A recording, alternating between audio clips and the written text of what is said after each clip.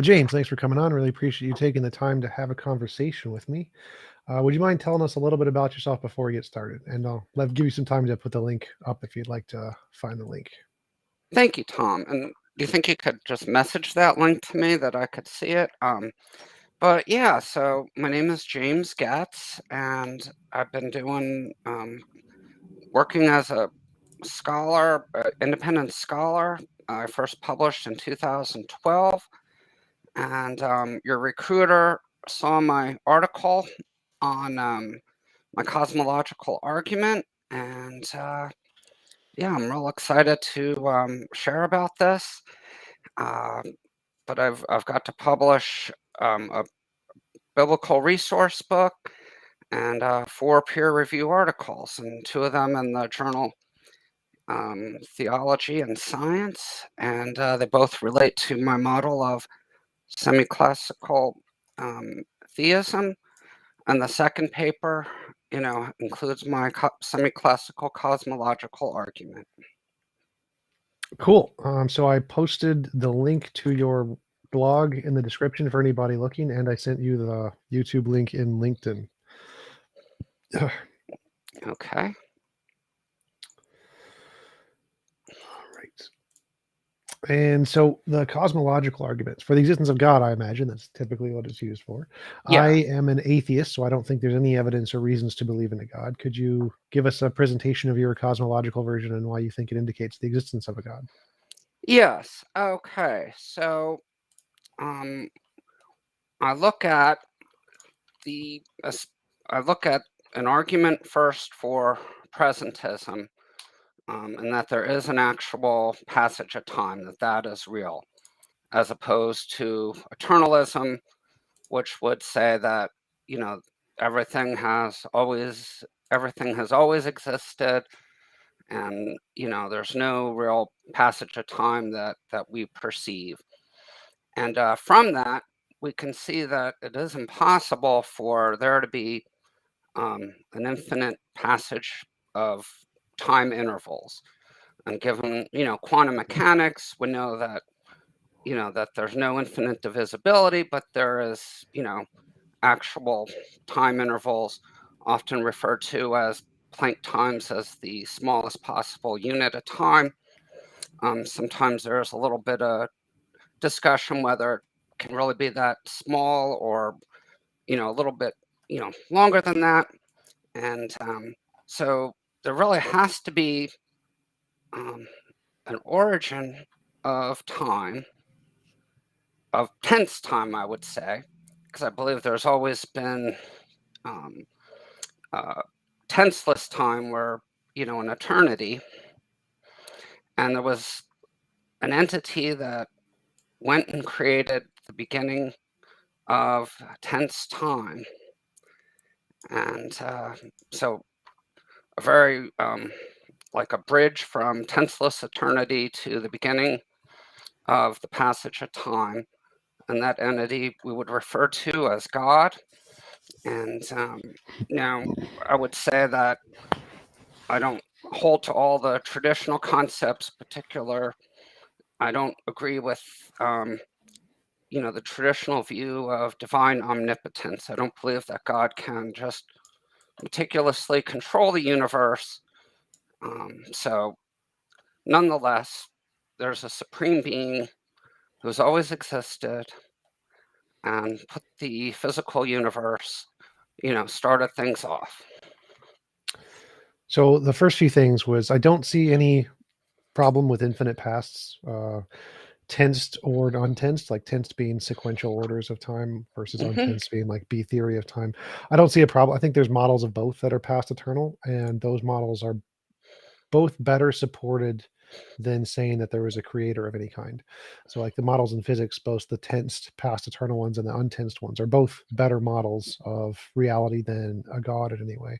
So why posit an extra entity there that doesn't have any like discovered versus asserted properties? All the properties in God are asserted properties. All the properties in physics are discovered properties. So it seems like it's better to go with the discovered tensed and tensed theories rather than posit a God at all. Well, I mean, now you say that as far as having a past infinite passage of time is well attested to, and that is actually not the case. If it is an actual logical impossibility. If, for example, let's take a look at the future from any starting point of time, and we'll assume that it would endure forever, potential eternity, potential infinity, which that is, that's a process, not an actual number. Now, no matter how far we go into the future, from any starting point, there will always be a finite age. There will never be, an infinite age going on. It's something that an infinite passage of time, um, of tense time, is not logically possible.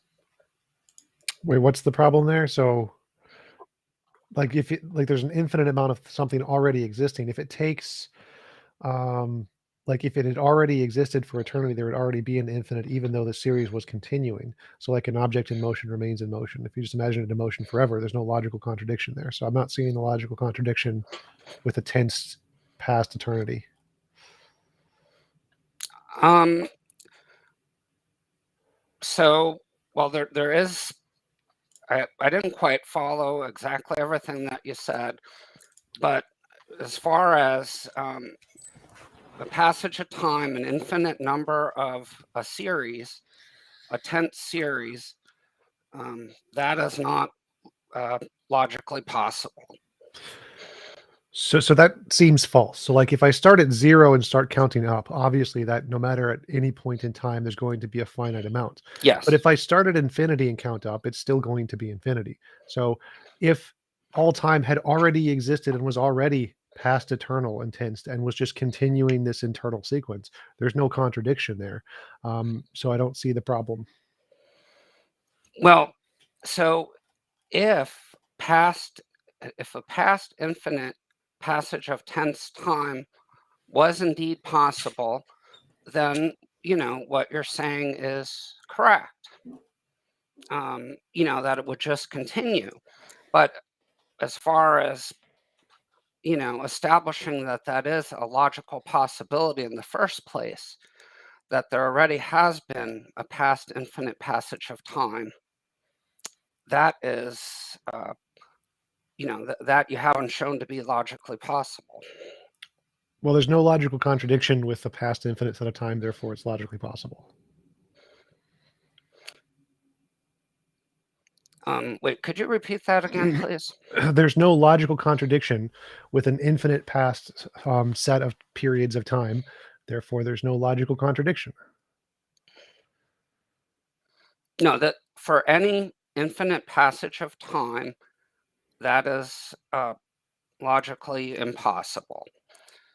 What is the Now, logical contradiction? What is the P and not P in that statement? Because I've actually had this conversation regarding William Lane Craig's arguments, and even mhm. he admits there's no logical contradiction. Aristotle admits there's no logical contradiction. Every academic admits there's no logical contradiction.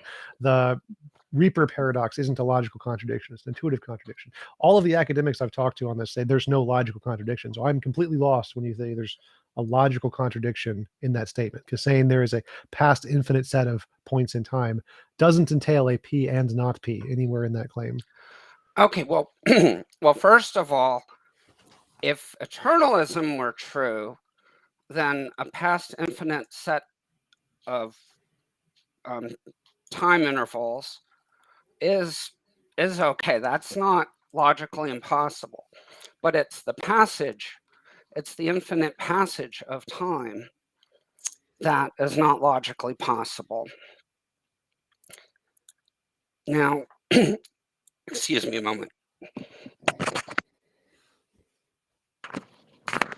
And I want to illustrate how, from any starting point, they would never reach an infinite passage of time for any potential infinity, any type of process of time intervals that would last forever with no end. There, an infinite passage of time would never occur. Now, if it's something that has always existed without cause, then, you know, and then there's no real tense time, it's kind of more of an illusionary thing. Everything we perceive as passage of time is not, real, like according to how eternalists position, state it. Um, but as far as, you know, again, they're really that from a starting point, I'm specifically saying an infinite passage of time. I'm not merely talking about an infinite an infinite number of time intervals. But I don't see a contradiction with there being an infinite number of time intervals and a present moment. So there can be a present moment and an infinite past, and there's no logical contradiction there either. So if you think the present moment must have had a beginning point, then obviously that would have a finite number to it. But it could also just be infinite in the past. Like there's no need for the present moment to have begun. It could also have been infinite, just like time was infinite. Um, Now, I still haven't seen anything that you said that would indicate for an actual infinite passage of time. We're not just talking about a mere infinite number of time intervals without any real passage of time. But I don't see anything, you know, anything that you're saying, um, that supports that. There's no logical contradiction with an infinite passage of time. That's the argument. Well, that's a statement. Um, Well, and so the statement there was an infinite passage of time entails no p and not p. Therefore, there is no logical contradiction. okay. Um, Now, however, I illustrated very early on that from any starting point, But I'm saying there's there's no. no starting point. That's the point. It's like I you can have understand there's right. So I'm clearly saying though that there is no um, infinite. Regardless of whether or not it's a past infinite passage of time, or in any case, there's no logical possibility for an infinite passage of time. And the best illustration is to see that a never ending passage of time with the beginning would never reach infinity. if you didn't start at infinity. If it started at infinity, it would reach infinity because it started at infinity. And how does something start at infinity? Infinity isn't even a natural number, it's a It set.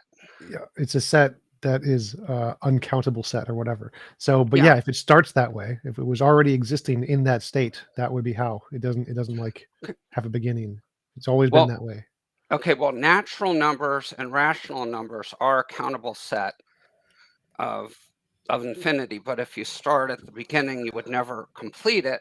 It would all have to happen at once. It's the real set of numbers that's not a countable set, and Yeah, that's Elf. the No, infinite set that's. Elf. No, I'm familiar. But what saying that the present moment has always been in existence and has always been in motion means it starts at infinity and adds one each time. There's no logical contradiction there, and so there can be an infinite set of past previous moments that have just always existed as part of eternity, and there's no logical contradiction there. You don't need a beginning to it.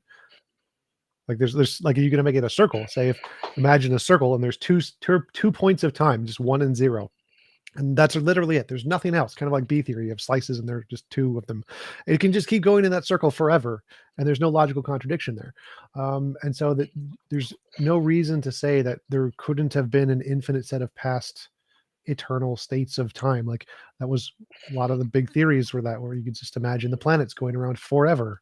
Um, it's not really there's no logical contradiction there. Well, I mean, as you say, it can work certainly with B theory or eternalism. Um, I guess I don't really see. Um, I don't. I'm not really seeing that we're going to get past this point. Um, I mean, that makes Well, that's fair. We can grant it for the sake of the argument. I don't think it's relevant to the God claim. Mhm. So, what's the next part? What's the next part of the argument? So, even if we grant there Yes, has to be a beginning, yes. So then there would have to be an entity, creating this, the beginning. And then now all these models of cosmology that claim a universe out of nothing, they ultimately start with some unstable, what's often called quantum foam or space-time foam. And that is ultimately something that has always been unstable in the infinite past. So that would not, so any model that involves, um, an unstable infinite past, that does not work with um, the the impossibility for an infinite passage of time. And so there has to be at least some entity um, with tenseless eternity. No, you know, they did not have any. This entity did not involve having, um, passage of time, any type of intervals, who would then bridge and start off the process, which typically involves quantum mechanics. And I believe the best theory for that would be starting off with a quantum vacuum with 0 point energy, and then heating that up to the highest temperature possible, which is called quantum temperature. And then from there, pretty much however the Big Bang cosmology would look like. And then there's kind of differences about how the first millionth of a second looked like in that model. And so I couldn't really, go over all that. But so whether it was this universe, whether there are multiple universes similar, there was ultimately a beginning point of creation of the physical universe. And sure, but that could just be a quantum field. You don't need a God for that. okay, now I did say though that it could not be a quantum field, because a quantum field would have to have an infinite passage of time. No, it That doesn't. was It can be something. outside of time. It can be space and time can be emergent from quantum fields, so they can just be outside of time altogether. Now, quantum fields, they require space. They're not independent of space and time. Just the current models we have. You can just posit there's one outside of space time, just like you do for a God. Just making stuff up. If you make stuff up in a religious context, we can make stuff up in a physical context as well. Well, so if you want to make up, the physical concept of a quantum field that has um, no quantum mechanics, they don't have any quantum activity. There's nothing. Well, first of all, they say it's unstable.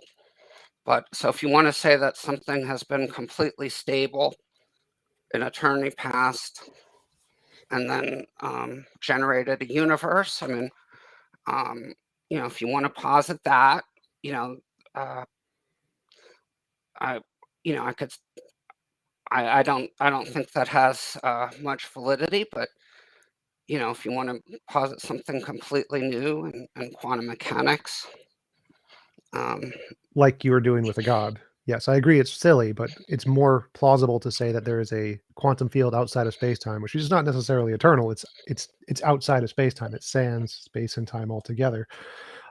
That's more plausible than saying there's a mind that did it. Minds are very complex things. They only exist in space-time. We have no evidence they don't exist. They exist in any other way. It requires a brain, as far as we can tell. So to say that there is some kind of conscious entity that made a choice, and all choices are a result of physical states, would be kind of like saying there's a magical pineapple that exists outside and created the universe. It's equally as implausible. But saying that there's a quantum field, which is the thing that we have the most evidence of being the most base thing in the universe, essentially, or energy of some kind. Those are much more plausible explanations, even if we have to say that there's some new part of physics we don't understand yet, which is perfectly reasonable. Um, that is a much better explanation than positing a mind or a consciousness of any kind to do the work. Um, well, I mean, proposing a quantum field, well, I mean, a field does imply space, but but implying a quantum system, um, I mean that is a hypothetical possibility. Um, I don't I don't think it's in line at all with physics. Um, as far with quantum mechanics, I don't think it would come remotely close to anything in quantum mechanics.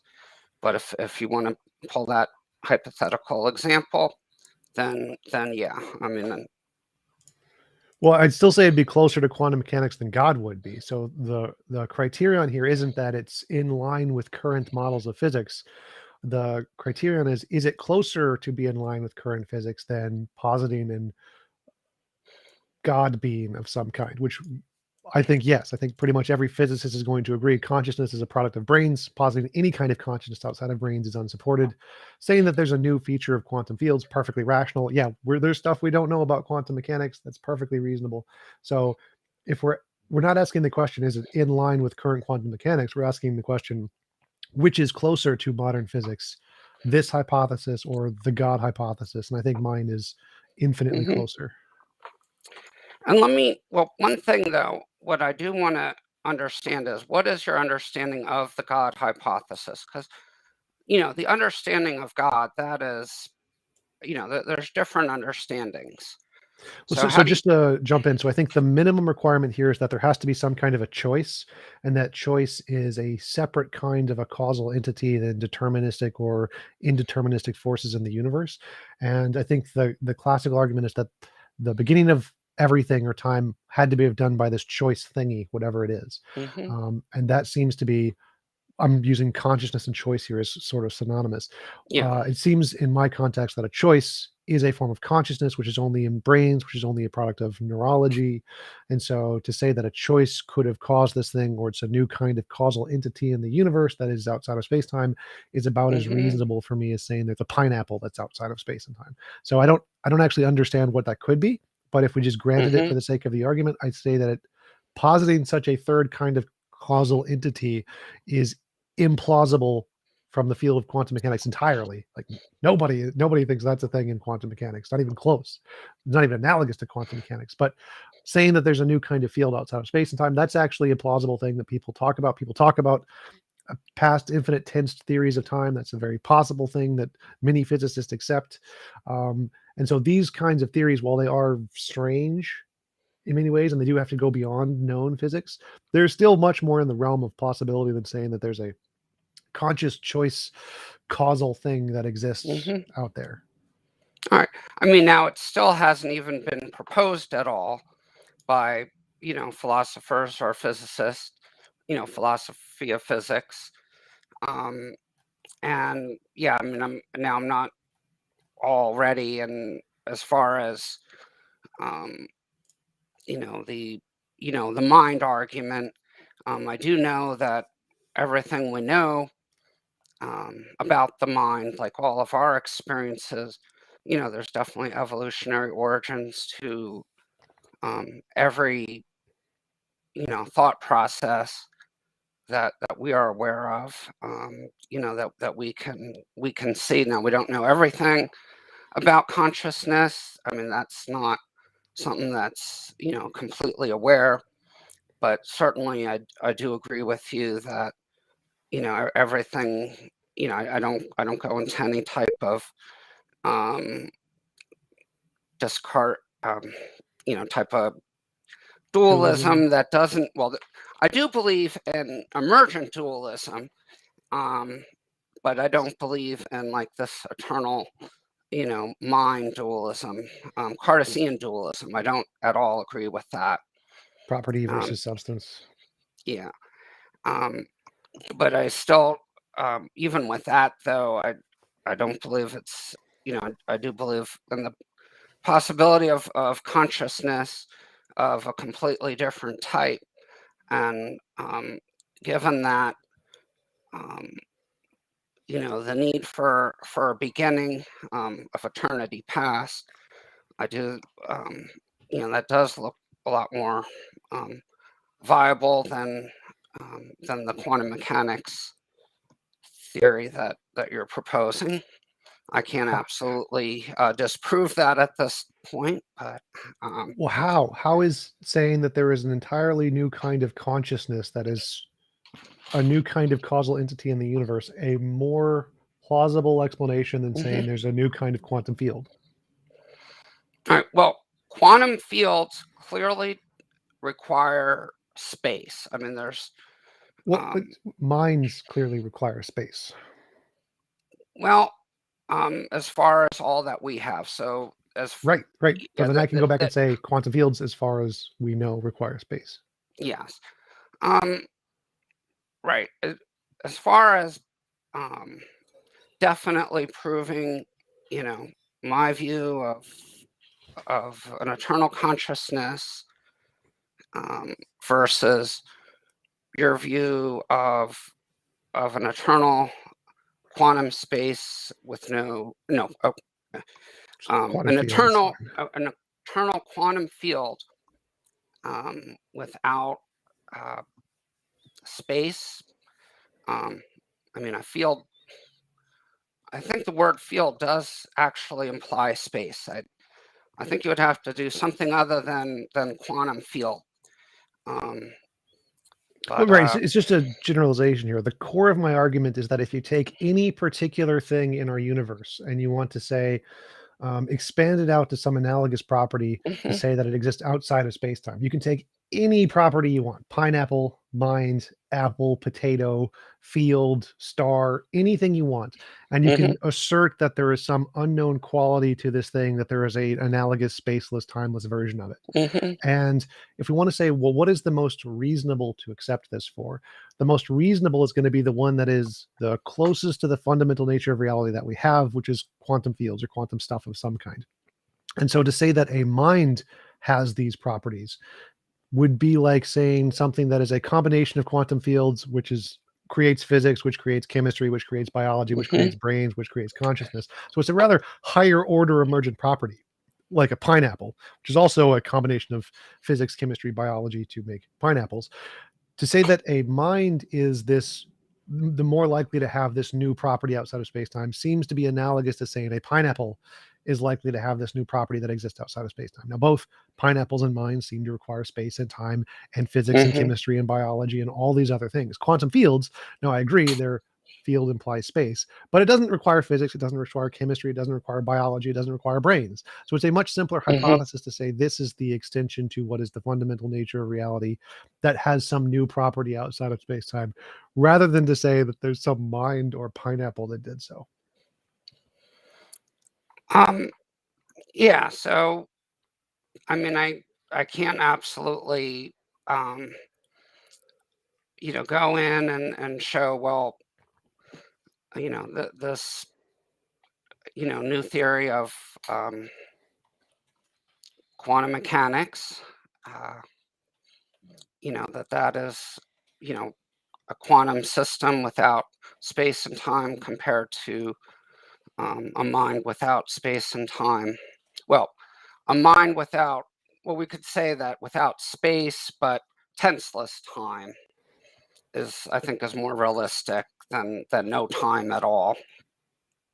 Probably in either scenario of, you know, your quantum system versus a mind without, an uncreated mind without space.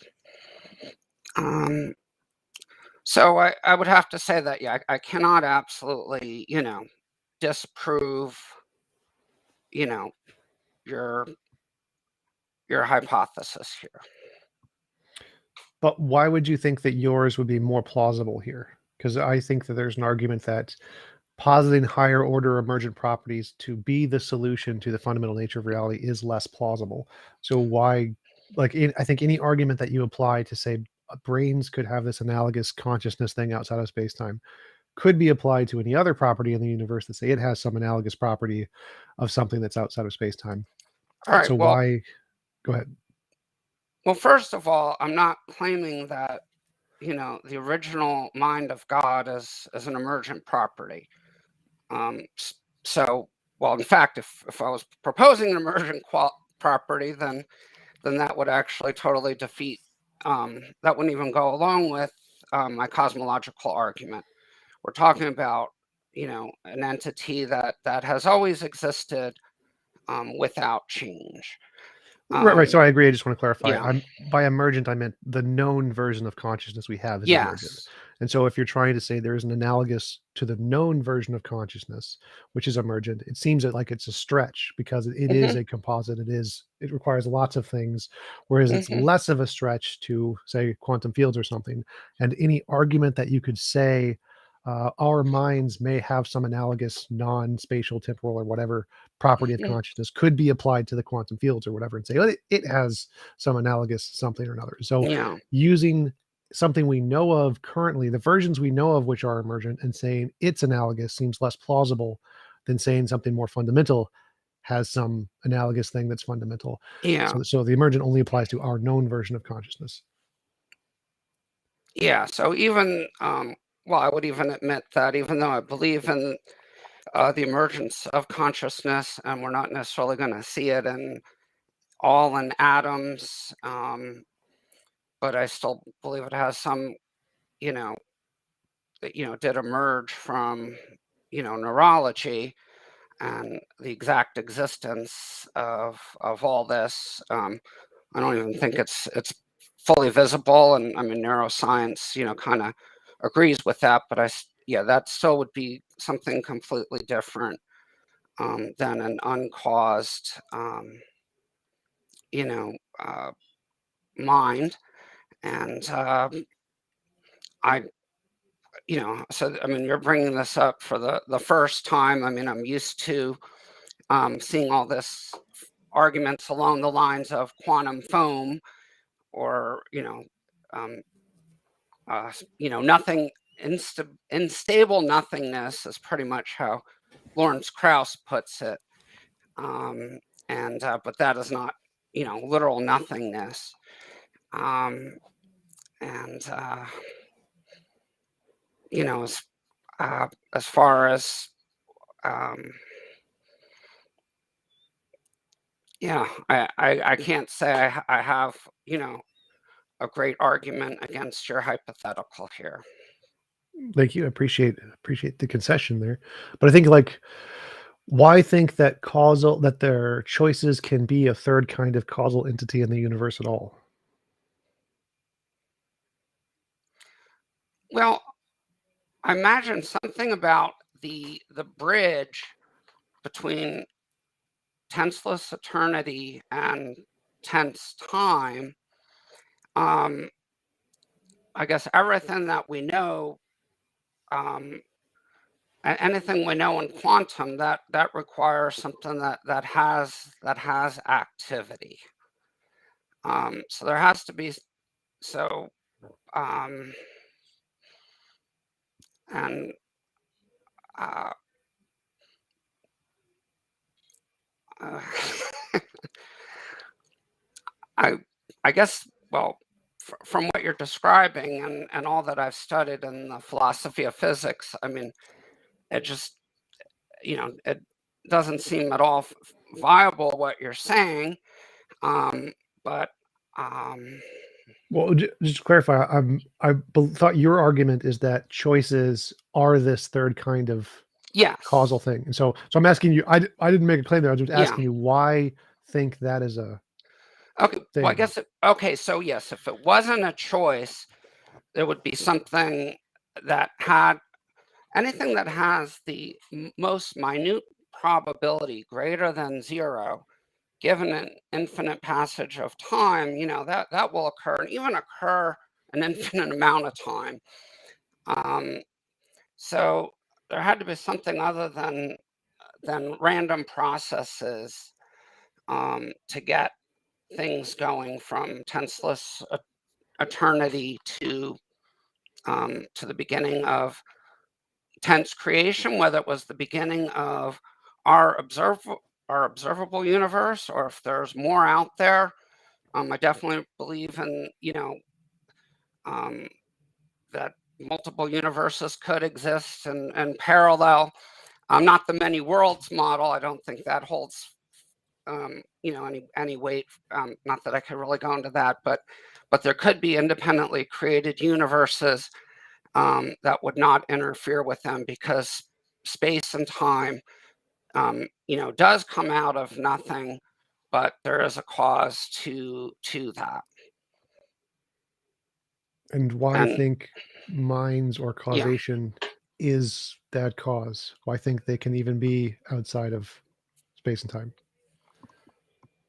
well, it seems more for me. It seems more viable um, of a mental causation, um, causing something to have an ultimate beginning, than anything we know in physics that would have had to have existed forever. Like, for something to have you know um, a quantum system apart from any passage of time, to suddenly start the passage of time. Uh, if there was any slight probability of that happening, um, whatever the most minute, greater than zero, then that would have already occurred an infinite amount of times in the past. So it couldn't be something that was just random. Well, so I think my argument is more that conscious choices seem to be under the same laws as everything else in physics, and so they're going to have to be either determined by reasons or causes in physics, or they're going to have to be in underdetermined by randomness. But you seem to be saying it's a third kind of thing. It's not determined. It's not random. It's something else, and that's the part I'm Well, missing. I don't see why we actually, should think. it would be I believe it would be determined, if I'm understanding what you mean by that. So yeah, consciousness, made a decision. It couldn't be something that randomly occurred, because if it did randomly occur, then there would already be an infinite passage of time, even if it's this, you know, along the lines of of certain models of multiple universes. I'm trying to think of that term right now. I don't know why it slipped into my mind. I've even written a little bit about it. Uh, but yeah, as far as, you know, if it wasn't determined, then there would already be an infinite passage of time with an infinite number of universes that have been created, if it's in any way random. So I would agree there. I think that my model is that there's a quantum field outside of space-time, and it's determined by its nature, and that's what created the universe. So I agree Hmm. with pretty much everything you said there, but I'm not seeing the connection of why we would need or think a conscious choice would be a better explanation. Why I think conscious choices, which are also determined, just like quantum fields, I think, are determined by their nature. Why think this is even a thing? Why think choices could be outside of space-time? Well, for this, because of what I at least believe is the necessity. Now you don't, but I believe the necessity of an origin for the passage of time. So yeah, so it would be a determination that did that. It couldn't be something. It could not be a random process. So I agree with that, but why think it was a choice and not just some other natural thing that was outside of space-time that determined it? Why does it have to be a mind choice and not just a natural phenomenon we haven't discovered yet that has no mind? Well, if it were a natural phenomena, there we would be talking about it's something that had this random element, this small probability greater than zero of occurring.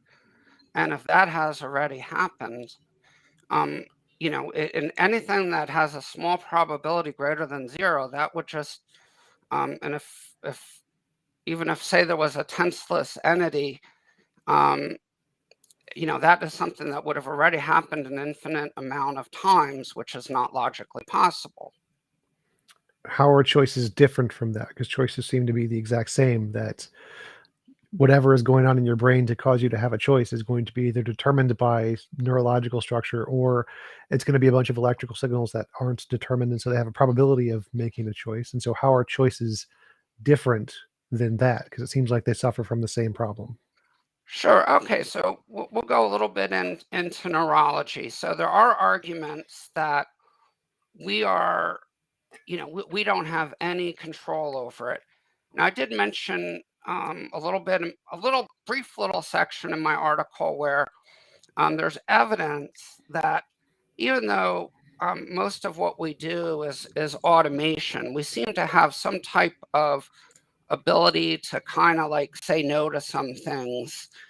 And we're not completely out of control of everything we do, that there is some ability for us to make decisions. um, and and I mean, I didn't prep myself on reviewing what I know about neurology. That's my bad. I don't have it all off the top of my tongue. But definitely, there is evidence, that we're able to filter out some of the things that come up through neurology. I did. I cited one paper. It wasn't much on the 2021 paper that I wrote, but there is one little subsection on that I included. I didn't include any of this in the little blog series that I just put out this morning. Um, but yeah, so there is some, there is a ability to make choices, and it's not just merely random. Like if we don't have any ability of free will at all, then yeah, everything is just an appearance of a choice and just merely random processes. Is that what you believe? That there's zero free will? I'm a compatibilist, so I don't think there's any libertarian free will. I don't think free will is a new kind of thing. I think it Hmm. is followed, it's the exact same rules of physics as everything else. And so whatever Hmm. Hmm. is governing quantum fields or physics, which is either determined or random, must also govern Yeah. free will.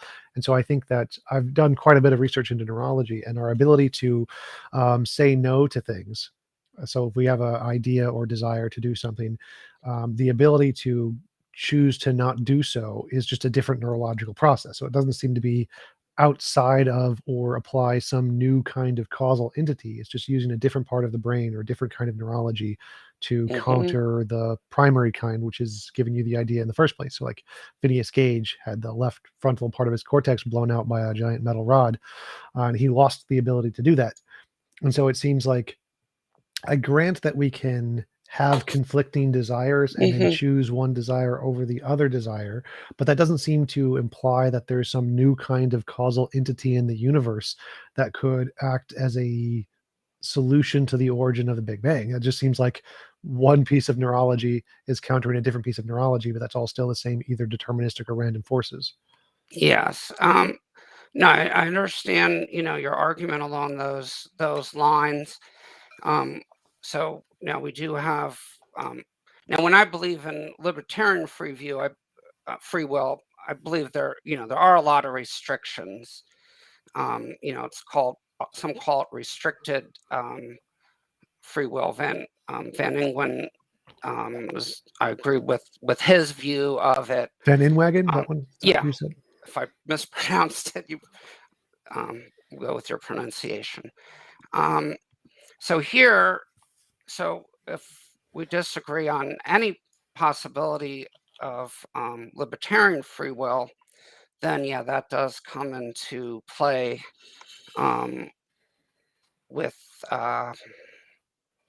with the argument. So yeah, if I thought there was if I thought any type of libertarian choice was completely impossible or illusionary.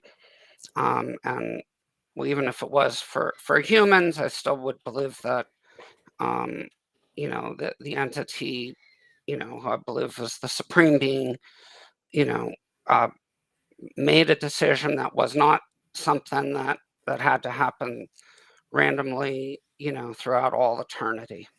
So again, yes, our different perspectives here definitely, make a difference as far as what we think is feasible. And it's a very loaded argument. I mean, I'm never going to be an expert um, in neurology. I'm a bit better. I'm not even well. I'm better at the philosophy of physics than I am in the philosophy of human neurology. Well, the physics argument seems to be saying that nothing in physics can answer this question, therefore we need an alternative, which that part I agree with. I'm totally fine with that part of the argument. But the part that I think is incorrect is to go to it must be libertarian free will or this new kind of third Hmm. causal entity of the universe. That part I think is a stretch. And so I think it'd be, even though I agree known physics can't solve this problem yet, the saying that there's an unknown new thing in physics that is very similar to the known physics is probably a better explanation to solve it than to posit this entirely new causal entity that I don't think there's any evidence for. Now, if we had already proven that free will existed in some kind, and it was already a thing in the universe, then yeah, we could say yes, it could be a Hmm. potential explanation of the phenomenon. But I don't think we have. So it would be like kind of like saying a leprechaun did it. There's All no right. evidence of leprechauns, and so you can't say leprechauns caused the Big Bang because it doesn't make any sense. Yeah. So, well, here though, there has to be something that was not a random event, according to my interpretation of the impossibility for an infinite passage of and clearly tense time, not B theory or eternalism. There couldn't be something that randomly generated uh, the beginning of the universe, and I think that more leans towards consciousness than um, than a hypothetical quantum entity apart from space and So tense time. So one thing would be in the randomness, I think I'd probably disagree because I think like given random decay of particles like uranium or whatever, random events can happen on an infinite spectrum. So we can say there is a quantum field that exists infinitely in the past. It can randomly decay at any point along that infinite spectrum. And so if we say the decay of this thing is the Big Bang or whatever, there's no reason to think that the point we exist in now, where the Big Bang happened 13.8 million years ago, is less likely to have been the point that this field would decay at than any other time. And so I don't see a problem with saying it was randomness. And secondly, I don't see why consciousness qualifies as a non-random, non-determined process. Or we could just say, because we could also just say the quantum field is determined. It was determined by its nature to do exactly this time and exactly no other time. And that would mean that you could solve the problem of what caused the Big Bang without consciousness and without randomness, and it'd Mhm. still be a natural process. All right. Well, I can at least address one of the points that you mentioned. So, as far as the decay argument you present, if we so if you look back at an infinite amount of time, no matter how far you go back, there's still an infinite amount of time before that. So there would have, no matter where you're at, infinite time has already occurred. So that decay process, you know, that you described, that would still fit under the randomness and already have happened, an infinite number of times in the past. Um, and all right, so I kind of focused on that one, and then could you repeat some of the other things? Because I didn't capture everything that you said after that. Well, Um, actually, I want to focus on that one. So let's say that there is a uh, probabilistic occurrence. This will happen once per infinity. And infinity is the set. And so even if there's been an infinite past of time, that includes the future too. And so if there there's a probability this decay will happen, but it's possible that it had never happened. there's a universe, a possible world where it never happens, and a possible world where it happens once, or possible world where it happens twice. And so, no matter how big you make the infinity, it doesn't seem to make a logical contradiction that a random event could cause any particular event at any particular point on the timeline, even if there is an infinite past. So it seems like that would only be a problem if it was entailed that this would necessarily happen given an infinite amount of time. And if that is not the case, if there's a possibility that it never happens, kind of like the gambler's fallacy argument that there's you spin a thing and it hits a number, you expect it to hit a different number the next time, which is just false. The probability of it happening on any single instant is the exact same as every other instant, and so there's a possibility it never happens. The same thing could apply to the determined um, collapse of whatever wave function to create the Big Bang. Since it's not necessarily going to happen, even given an infinite amount of time, it isn't necessarily entail that it would have happened in the past. All right. Now, I would have to clearly see your probabilistic argument there. I don't think, there's a way to say that, there's something that might or might not happen, um, given an infinite set. So I'm a little familiar with, classical probability. And then, I literally worked out the probability of a monkey typing a Shakespearean sonnet in one of Yeah. my papers, and I had a lot of fun with that. And I just used pretty much even broke it down to what's even high school classical, probability with a little bit added to it. I can't say I see. Uh, Well, let me try to you're explain it. mhm, So, like, imagine the monkeys on the typewriter thing. The yeah, probability of the monkeys typing out the sonnets of Shakespeare is the exact same as the monkeys typing out R. Just the letter R every single time, no matter what. yeah. Just a complete series of R. And if that happens, even given an infinite amount of time, if there's nothing but R's, then there's no Shakespeare. And so there's a given the infinite amount of time that the monkeys have to type out those letters, there's one possible world where they typed nothing but R's. There's literally nothing but R's anywhere on the paper. And so there's an infinite past there, but they don't have every possibility that is instantiated in that. They literally have nothing but R's. And if this is a possibility, which it is, it's logically possible that this occurred, then there could likewise be a universe with an infinite past that has nothing but zeros or did not collapse, no instantiation of the Big Bang. And there could be one universe that has it at one point. So there's all R's, one J. There's one J in the entire series, and that's the probability of that happening was just one. There's no. It's going to entail one J and literally no more than one J. And so even if we have an infinite past of nothing but R's and one J, that one J could be anywhere along this timeline. And there's no logical contradiction here, and the J being the beginning of the universe. And so we could have a quantum field that has a deterministic property to be like the R's of never instantiating the collapse. And then there's a J at some point, and that one point could be anywhere along the spectrum. All right. Well, uh, that does when you're talking about ultimately an infinite number of trials. Um, each one of the each scenario is going to have its own probability, and yes, no matter you know everything all R's versus Shakespearean sonnet is going to have one of them would at least have the exact same probability. I mean, any sequence, regardless of beautiful or gibberish, each individual one has the exact same probability. I don't. I still. I'd have. Here's something where I'd really would want to. I'd have to get into like more of a writing to like really carefully evaluating this calculation. I don't. It doesn't seem feasible that it's still ultimately a random event. Um, that you're describing. Each scenario is possible, but that doesn't in any way exclude the other ones. I'm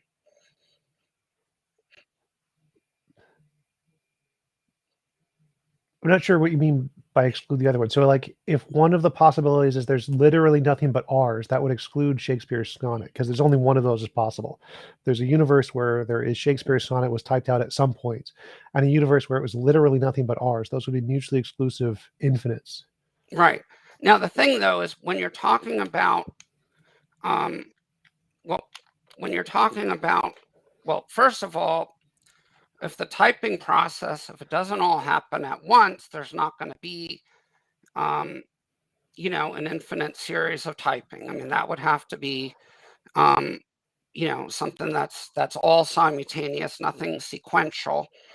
And all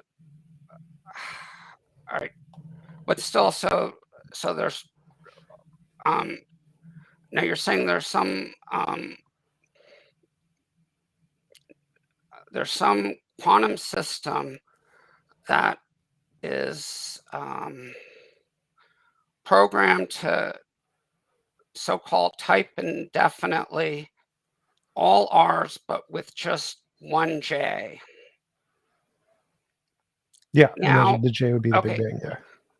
now that's still that type of programming, that would not be a random event. That would be a deterministic event. Yeah. Like a Turing, or I forget the word, but yeah, that would definitely be something that's deterministic. And then that would be the only possibility there is. Yeah, so it's definitely not a random trial for sure. Well, I mean, the nature of the quantum field would be deterministic, that it types R's and one J. That's a determined quality of the field. But it's whether or not it selects J at any given point would be random. And so I agree that it can't be 100% random. That would make no sense. It would make no sense to say there's a literal 100% randomness of everything.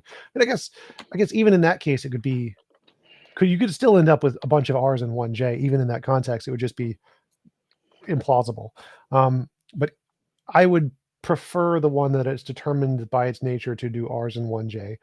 But it wouldn't be a contradiction to say it was random, because even in that context, it's still possible with something that's just everything is purely random to still end up with all R's and one J.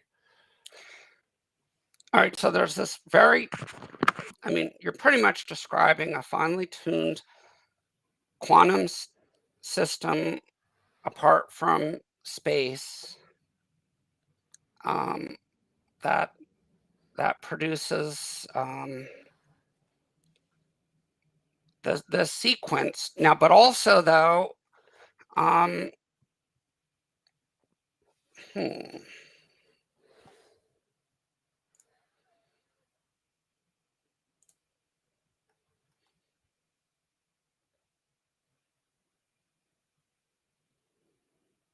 well, okay, so it couldn't work as a process. I mean, it's something that, if we're going to talk about an infinite sequence, it's always been there. And then at some point that J things just, there's vacuum energy, there's heat, the what we would see as, the very early universe.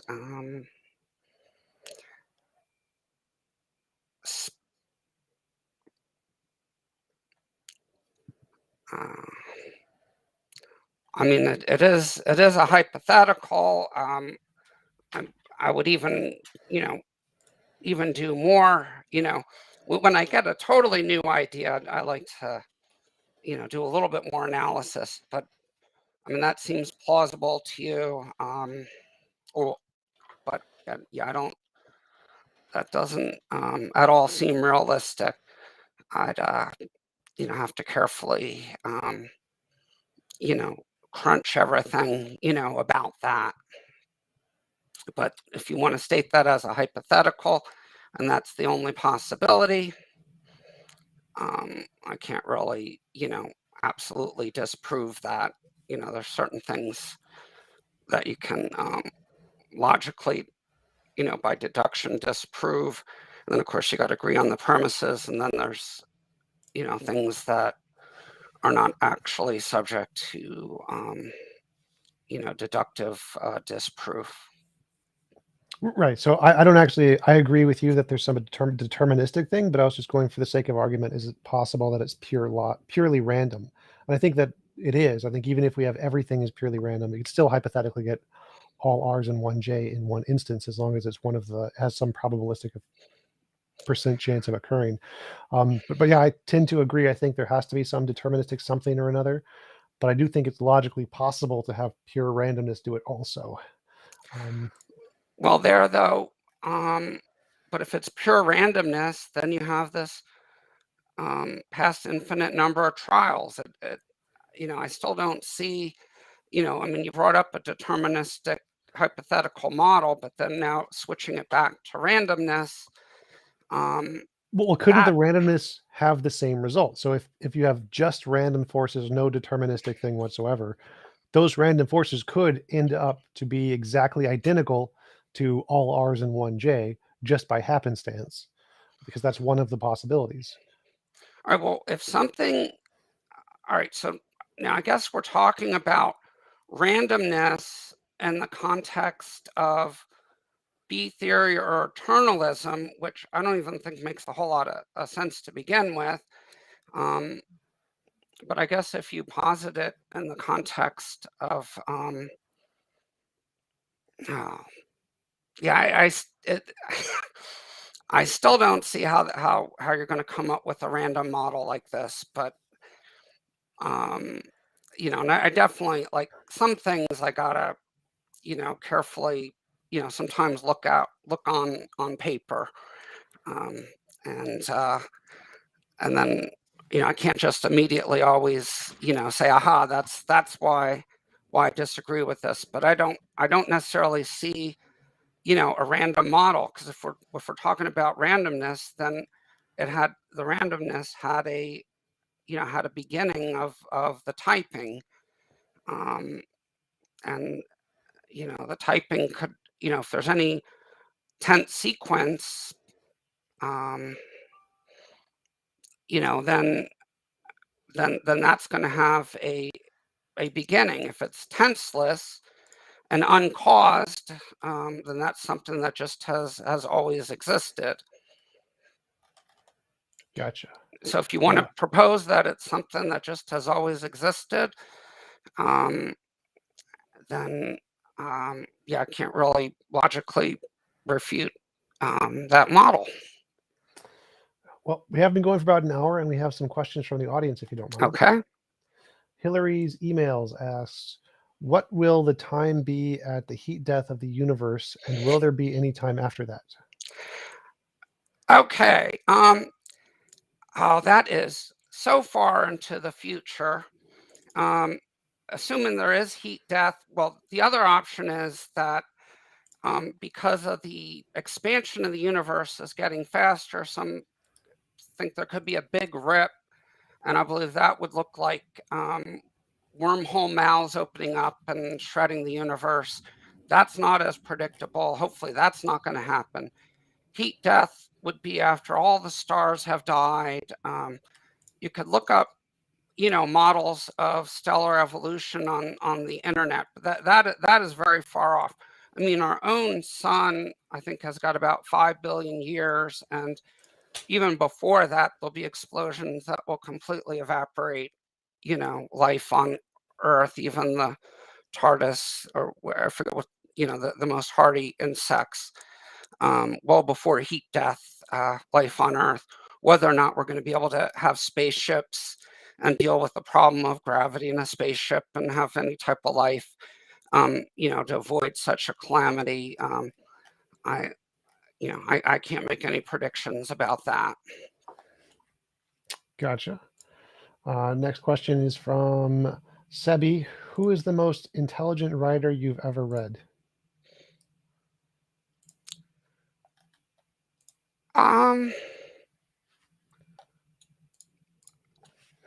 Well, I've enjoyed Stephen Hawking and Roger Penrose. I think they're two of the most brilliant physicists who have worked on making their ideas intelligible to the general public. So I'll go with those two for now. Gotcha. Tim West asked a similar question. Who is your favorite author other than the Bible?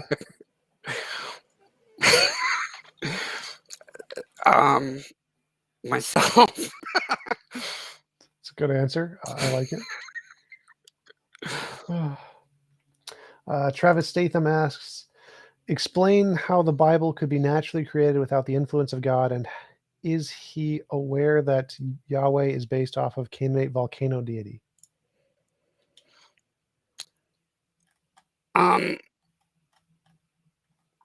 Okay, well, I do know that, the terms Yahweh go back to Canaanite deities. I don't know about the volcano part of it. And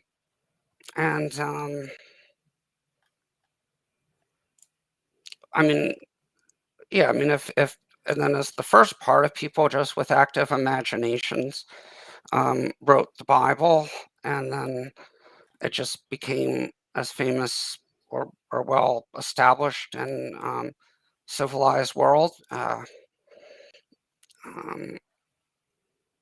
no, I don't agree with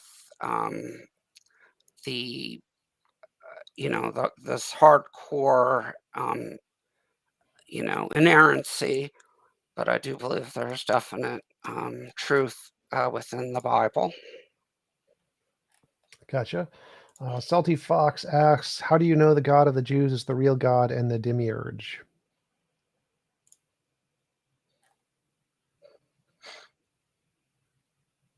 Okay, well, that's quite of a challenging question.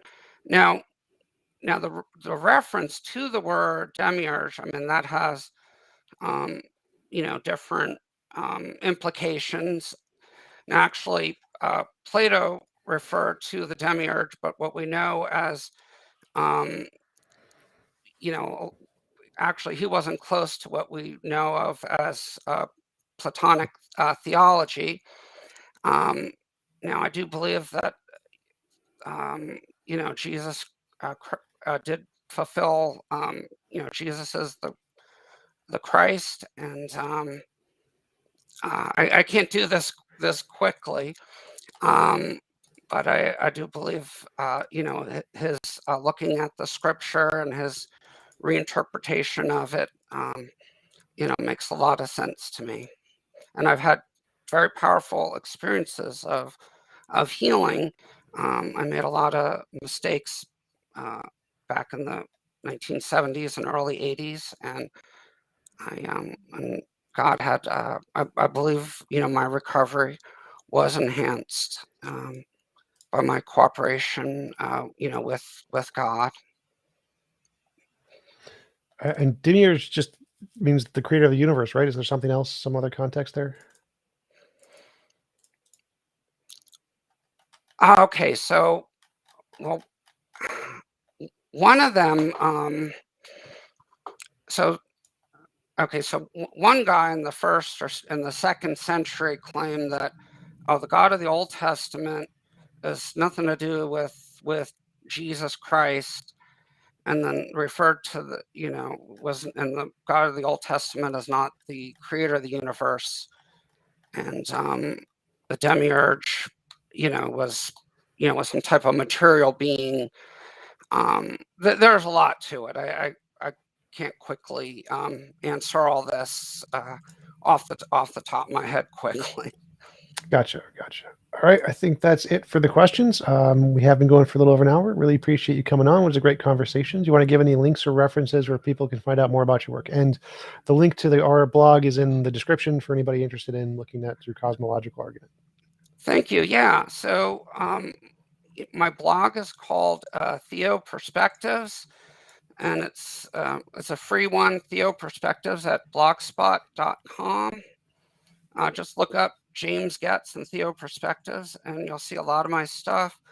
Also, I have a profile on Phil Papers, as far as my academic work is concerned. Cool. Thanks again. Really appreciate it. Hope you have a wonderful rest of your day. Thank you, and I hope everybody enjoys their Thanksgiving holiday. Take care. Thank you.